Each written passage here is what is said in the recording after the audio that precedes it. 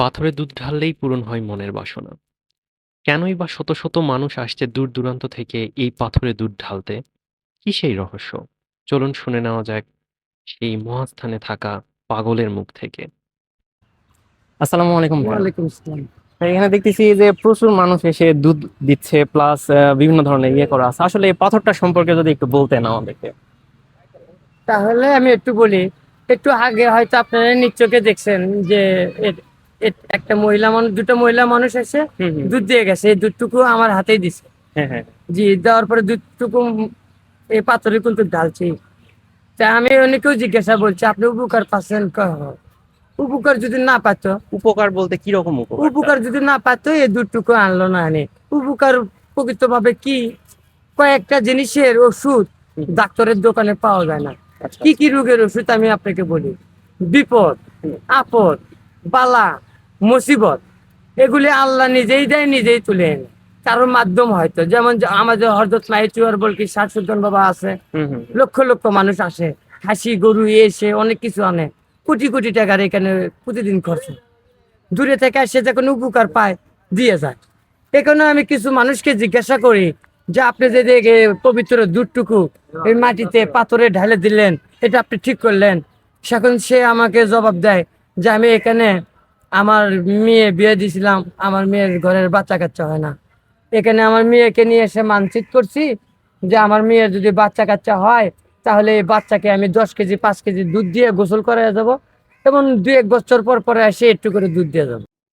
আচ্ছা, এখানে যদিও মানত করা সম্পূর্ণ শিরক, তবু এখানে মানত করার নিয়মটা কি? মানচিত করার টাইমে আপনি কি বললেন, এই পাথরটাকে এভাবে এভাবে স্পর্শ করতে হবে। স্পর্শ করে তাকে মনে মনে বলতে হবে আমার যা কিছু। মনে মনে বলে এখান থেকে চলে গেলাম। এই যাওয়ার পরে আমি এখানে কি বলছি এটা কাউকে বলা হবে না। এখন নগদে একটা প্রমাণ নেন। আমরা ওপাশে দেখতে পাচ্ছি একজন মহিলা পাথরে দুধ ঢালার জন্য প্রস্তুতি নিচ্ছে। আমরা এখন তার থেকে শুনবো এর কারণ কি। আসসালামু আলাইকুম। আপনি কোনো অসহায় গরিবকে না দিয়ে এখানে দুধ ঢেলে নষ্ট করছেন। এখানে দুধ ঢালার কারণ কি? ছেলে মরে যাওয়া ছিল, সেই মানুষ করছে। আচ্ছা, আপনি কি এখানে এর আগেও এসেছিলেন নাকি এবারই প্রথম এসেছেন? কোনদিন এমনি অন্য মানুষ করছি। আপনি কি এই পাথরে মানত করেছিলেন বাচ্চা সুস্থ হলে দুধ ঢালবেন? তো হ্যাঁ। দেখ, সেটা হয়েছে তো। এটাই তার মানচিত। উপকার যদি না পেত, এটা আমি আজান কালে আপনাকে দেখাতে পারলাম না। সব বাকি আল্লাহর ইচ্ছা। স্বয়ং প্রমাণ পাচ্ছেন তো? বাজে কিছু ইউটিউব চ্যানেলে এগুলি নিয়ে ছাড়া আছে, এগুলি সম্পূর্ণ মৃত্যু। এখন যেটা দেখলেন এটাই সম্পূর্ণ সত্য। যা জিজ্ঞাসা প্রিয় দর্শক, আমাদের দেশে কত শিশু দুধের পুষ্টিহীনতায় ভুগে মারা যাচ্ছে, আর এখানে সামান্য পাথরকে কুসংস্কার হয়ে দুধ ঢালছে। পর্যন্ত বলতে পারি এই ভিডিওর মাধ্যমে, বাংলাদেশ সরকারের এটার উপরে একটা চোখ দেওয়া উচিত, যা লক্ষ লক্ষ মানুষ এটাকে দেখতে আসে। যে এটা নাকি অ্যাকুরেট মাপ কেউ কখনো করতে পারে না, এই বিষয়ে একটু বলবেন। আপনি আমার সাথে চ্যালেঞ্জ করছেন, ওই মাথার থেকে এই মাথার মাপে আসলে 1 ইঞ্চি, ধরেন 2 হাত 1 ইঞ্চি হচ্ছে। হুম হুম। এই 2 হাত 1 ইঞ্চি আবার এই পাশে মাপবেন, মাপে যে দেখবেন যে ওই 1 ইঞ্চি নাই, আরো হাফ ইঞ্চি শর্ট পড়ছে। আচ্ছা, এই রহস্যময় পাথরটি কি কখনো কেউ মেপে দেখেছে? এটা এটা একটা সাংবাদিক ট্রাই করে আমাদের 2 নম্বর বানায় দিয়ে গেছে। উনিকে বলছিলাম যদি আপনি চ্যালেঞ্জ করেন তা আপনি একা মাপবেন। উনি না করে করছে কি জানেন, দড়ি নিছে, আচ্ছা। নিয়ে ডাইরেক্ট করছে। হুম হুম। ডাইরেক্ট করে দিবালোকের মাধ্যমে ডাইরেক্টটা ঘুরাচ্ছে। ওটা মাপার নিয়ম না। আচ্ছা, তাহলে এর আসল মাপার নিয়মটা কি? আসল নিয়মটা যার যার হাতের ঠিক এইভাবে এভাবে ধরতে হবে। আচ্ছা। 1 হাত এই এভাবে যাই হবে কয় হাত, ওই কয় হাত, আবার ওই দিক থেকে মাপে আসে ওই কয় হাত, এখানে পাবেন না। এখানে তার কথা হলো মাপার জন্য হাত ব্যবহার করতে হবে। ঠিক এইভাবে আমাকে একবার ওই চ্যালেঞ্জটার ভিতরে অপমানি করা হয়েছিল, এবং দুধ পাথর বলে কোনো গুণাগুণ নাই সেগুলি বিষয়ে নিয়েও কথা বলছিল ইউটিউব চ্যানেলে। ঠিক আমি ওই চ্যানেলকে বলতে চাই, আপনারা বাস্তবায়ন না করে সত্যটা যাচাই করেন। মানুষ কি বলে সেগুলি যাচাই আচ্ছা, করেন। এখানে বলা হয় যে এই পাথরটা নাকি দুধ খায়, কিন্তু সব দুধ তো দেখতেছি পড়েই যায়। না, এটা এই পাথরটা দুধ খায় না, হলে শত শত টন দুধ পড়ছে এতদিন, এই দুধ তুললি কোথায়? সব দুধ তো এই যে পড়েই যাচ্ছে তো। সে দুধটি এতে পড়ে যাওয়ার পরও তো থাকে। আমার পেট ভরছে 1/2 কেজি চাউলের, আপনি দিচ্ছেন আমার 8 কেজি 10 কেজি চাউলের ভাত রান্ধে, আমার এটা সহ্য পাবে?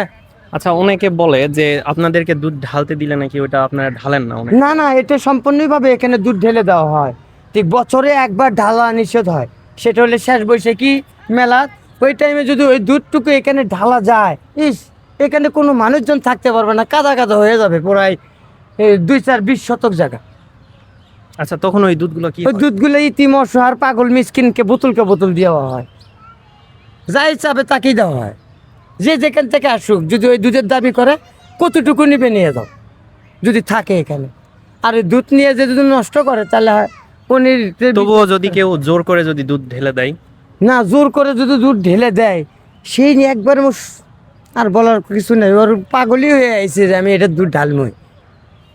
আচ্ছা, এখন- সেক্ষেত্রে কি তার কোনো ক্ষতি হওয়ার সম্ভাবনা আছে? না, কোনো ক্ষতি হওয়ার সম্ভাবনা নাই, কোনো ক্ষতি হওয়ার সম্ভাবনা নাই। কৃষক না দেওয়ার নিয়ত, যাই যতটুকু দুধ নিয়ে আসা হোক, সেখান থেকে একটু না একটু দুধ এটার উপরে রাখে, বাকি দুধটুকু কোনো পাগল মিসকিনের দেওয়া হয় চলে। ঠিক একবারে যে দেওয়া নিষিদ্ধ অসম্ভব, তাহলে আমার এই পাথর বাঁচবে না, তো নষ্ট হয়ে যাবে।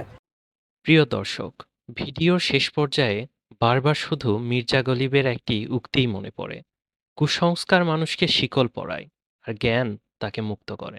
সময়টুকু আমি না থাকি, সেখন দেখা যায় বিভিন্ন ধরনের কুত্তা, যে সমস্ত কুত্তা জীবনে চোখেও দেখি না, ফুসকারে কোথায় থেকে জানা আসে, এই দুধ খাওয়া জায়গা, পরে কোন ওই কুত্তাগুলাকে আর বিচারে পাওয়া যায় না।